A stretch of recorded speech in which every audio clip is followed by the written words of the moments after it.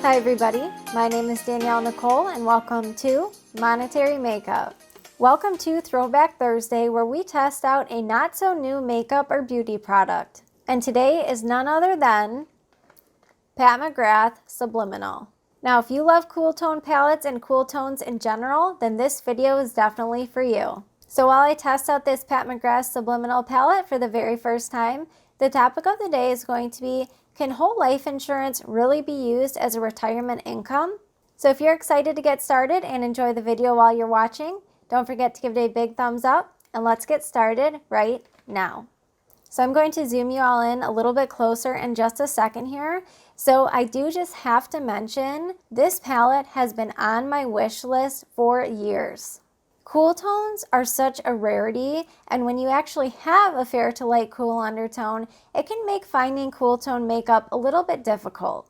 Now, I am a lover of all types of makeup, but in particular, cool tones are definitely my jam. So first of all, I have to appreciate the artwork. Now, the only other Pat McGrath palette I have right now is actually Divine Rose 1, which I recently did in another Throwback Thursday video, and that was definitely a success. So I'm really curious to see if Subliminal, which is several years older, has the same quality.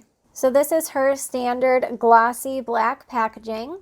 So let's open up Subliminal. Now, just in case you aren't familiar with Pat McGrath Labs, Pat McGrath is a well-known, very talented makeup artist, and she has been creating makeup for several years now. Now, each of her Mothership palettes come with 10 different shades, and these are a combination of mattes, shimmers, her special shades, and the celestials. As you can see, it comes with a full mirror on the opposite side of the shadows, and on the reverse side is a glossy gold finish.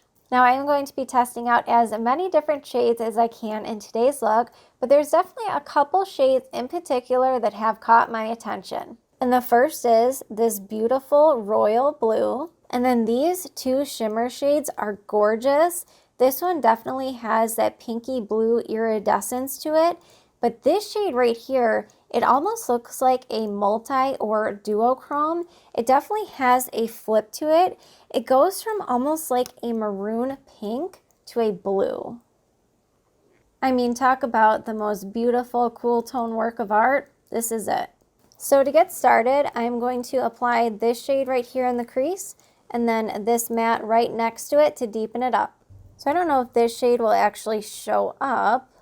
Oh yeah. So I'm just using this first shade to kind of set that primer down where the sunscreen was. Now, I've heard so many people say that this Subliminal palette is their favorite Mothership, so I am so excited to finally test it out. I brought you all in a little bit closer, so hopefully that's helpful. Sorry about that. All right, this very light cream brown shade definitely matches my skin tone, so I definitely need to deepen this up a little bit. So next, let's dip into this shade right here. It's almost like a medium taupe brown. Usually I use my Wayne Goss brushes, but some of them need to be washed, so I'm just using some of my e.l.f. brushes to get started. Now, what I found working with Pat's mattes, rhymes, is that you can kind of tap it on where you would like to place the shadow and then just blend out. And you can keep blending and blending and blending. And it's so nice because so far none of them have gotten patchy. They just keep blending into such a beautiful diffuse look. All right, I couldn't handle it. I had to go wash my brushes. I just used the Sigma switch. So I'm going in with the Wayne Goss number 6, same shade. I never knew what I was missing until I finally picked up Wayne Goss's edit brushes and a few Sonia G. Fude brushes just make such a difference, not only in the technique and the precision, but also the time factor. I noticed that it definitely saves me a lot of time. Same shade, just lining the lower lash line. All right, so that was all just using one shade pretty much. So now let's go in and add some shimmer. All right, we are going to dip into the blue in a second, but first I want to dip into this one right here, and that was the one that has that blue maroon flip to it. So I'm going to use my finger first. So this is what that shade looks like. Look how pretty.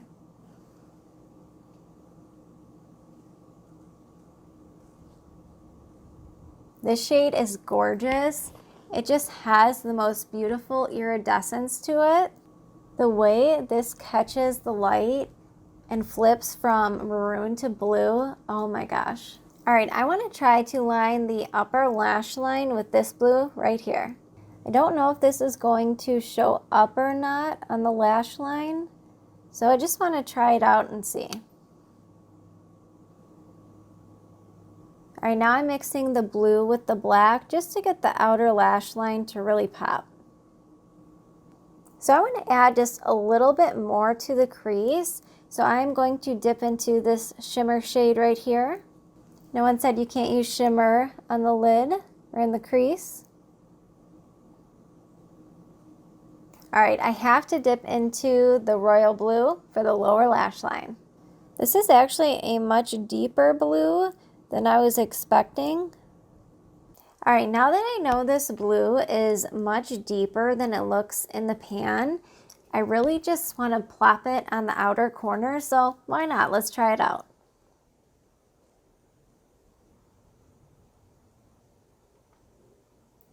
Ooh, that is beautiful. All right, I'm glad I went with that idea.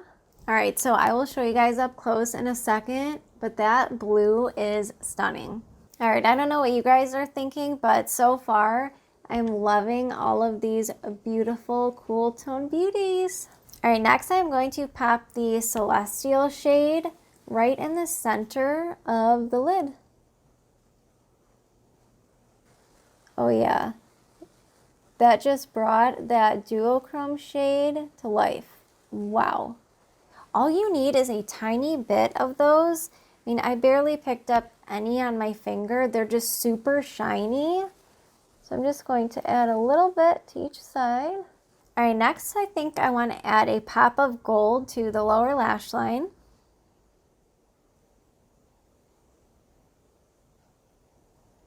Ooh, that gold is pigmented and beautiful.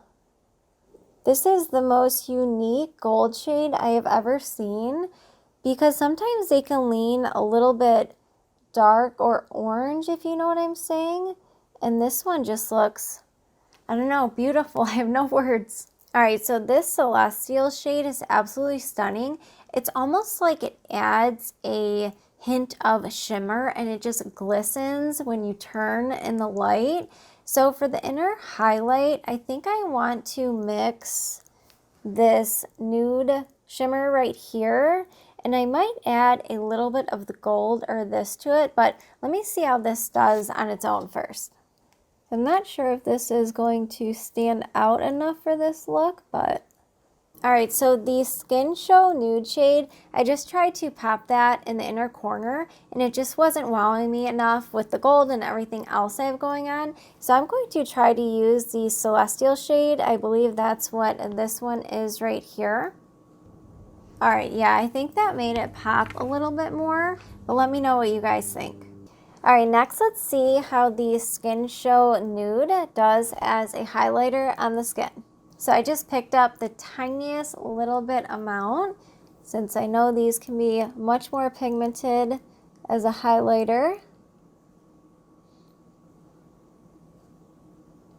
So I can already tell you that the Skin Show Nude in this palette, it's just not wowing me. The last one, when I put it on as a highlighter, it really popped. And I think it might be because it's a little bit deeper of a Skin Show Nude, if that makes sense. So it might just not be reflecting as much light as I need on my undertone. But yeah, that shade is not my favorite. So I'm going to pick up just the teensiest, tiniest little bit of the Celestial shade to see if we can get this highlighter to pop. All right, ready? Ooh. Yeah, I'd say that, holy cow. Yeah, I'd say that made it pop. Oh yeah, this is definitely that kind of pinky blue iridescent. So even though this has a lot of sparkle to it, it doesn't look like sparkle on the cheekbones, if that makes sense. All right, let me add a little bit of mascara and then I'll be right back. Alright, I just finished up the rest of my makeup, just added a little bit of lip gloss and mascara. So next let's cut into the topic of the day, and then I will see you in a minute for my final thoughts. Welcome to the topic of the day. So the other day I had a client ask me, can you really use whole life insurance as a way for a tax-free retirement income?